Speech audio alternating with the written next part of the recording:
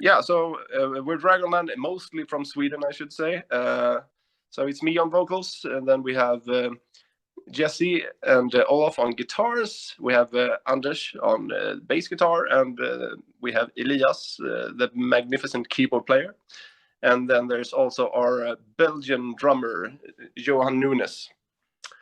So yeah, and we're finally releasing our sixth album after 3 million years of waiting. It seems like that, doesn't it, Jonas? Thanks for joining us today. Yeah, thank you for having me. My pleasure. So, as you say, man, Dragonland returned with your new album, The Power of the Nightstar, on October the 14th. So it has been a while, maybe not 3 million years, but it's been a while. Yeah, it's almost exactly 11 years. If I remember correctly, we released Grey Banner, I think it was like 11th or 17th of November 2011. So it's almost 11 years. Wow, it's been a long time. What's been going on in that time? A lot of laziness, of course. We had a little trip to Australia a few years back, which was brilliant. So yeah, but we've been very, very slow. And actually, the Australian and Japanese tour we did back in 2018 gave us the little push we actually needed to start writing the rest of the album. We started a long time ago with a few songs. Then people started getting kids and switched jobs and played in other bands and all this kind of other stuff, you know. Yeah, it happens. So life happened. Life happened. Yeah. So tell us a bit about the album from a musical point of view and what you're going for with it this time around. Yeah, musically, well, I haven't been involved in any of the music. I wrote most of the lyrics, but musically, I should say it's kind of a fine mix of. There's a little from every previous album in it if you listen carefully, but difficult to explain. We tried to when we decided to make this a theme album about science fiction stuff. Because the first song we wrote, it was like, okay, this sounds like something that could happen in space. It's very spacey kind of song. So we decided to make this story again. We're very good at writing theme albums. So we decided to capture that kind of sound, but you can always hear in every song that it still is a Dragonland song. Mm-hmm. So very, very hard for me to explain like the musical thing, but when I hear it myself, when Elias showed me a song for the first time, I immediately understood how he thought.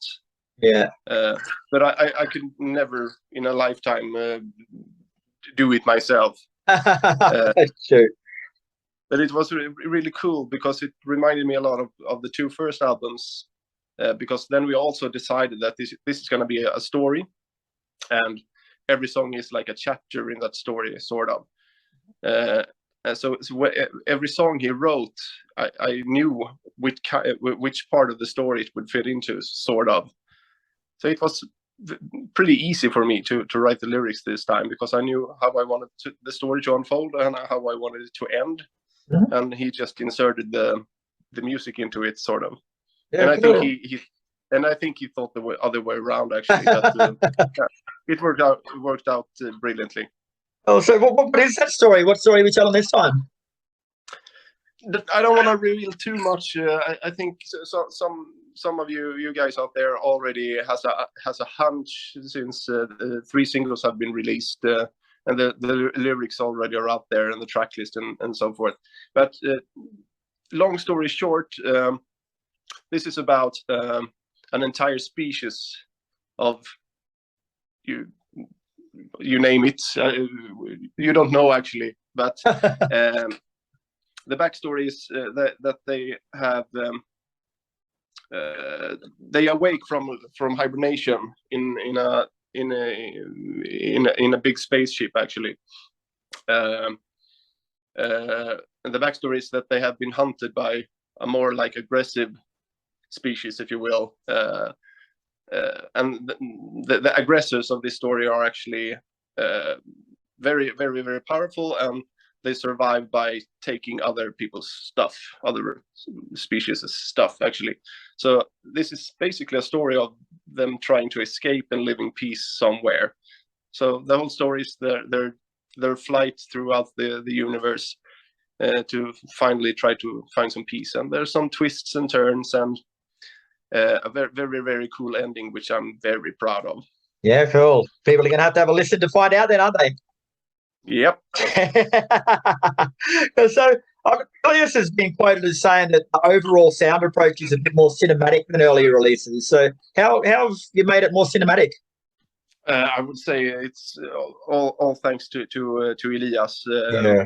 He's a genius when it comes to create like the kind of sound that takes you somewhere when you hear it, and it could be kind of easy things like strings or something on different parts, and or church bells or whatever. So it's really cool for me to be involved in this when I hear the first draft of the song, and then he puts on more and more stuff, and you can hear it evolve and become something completely different than the initial sound was. So really cool, and every song was like that. So even had a song that wasn't written actually in the beginning, but I actually fucked up the story writing. So I missed one very important part of the story near the end of the album. So it took him like 2 days, and then he sent me a message and said, "Okay, so I wrote another song now, so you can come down and put some demo vocals on it." I'm gonna fix it up. And it turned out to be one of the best songs of the album, I think. Oh, cool. Really cool. And this album also features more electronic elements than previous albums. So why make the decision to bring those in now? We've always been very like symphonic. We always liked the big sounds somehow, and I suppose that this time around it was more. Previously, the two last albums have been much like Olaf and Elias co-writing a lot of the stuff, but this time it was more Elias's writing. So I think that his cinematic. How to say it? He is very big on big music composers for movies and that kind of stuff, and that's also a thing you can hear a lot of his influences shining through. So yeah, it's a lot of keyboards. Very cool. And you mentioned before the singles that you've released. So you've released "Scattering of Darkness," and you've also released, where have I got them? You've got the title track, and you've also got "Flight from Destruction." So would you say those three are a good sonic representation of the rest of the album? I should say so, yeah. That's sort of the ones that we thought would be showing the diversity, sort of. If we had more time, we could release at least 1 or 2 more singles, because there's a huge variation in the songs on the album, but they all fit together when you hear them in sequence. But these were the things. The title track is very, very easy to listen to most people, I think. So that's why we decided to release the title track as a single. I thought, is it really a good idea to release the title track before the album launch? And yeah, of course, and they proved to be right about that. Because then you get all the chorus, the big chorus with all the chorus and stuff. Flight from Destruction is more like a old school power metal song.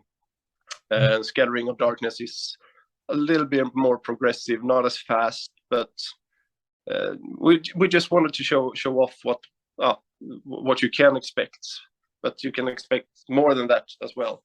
Very cool, very cool. We mentioned like the thematic nature of the album. So when it comes to playing live, like, is it hard to put a set list together, because you've got all these songs that form parts of stories on the album? So can you play them out of order and they still sort of flow?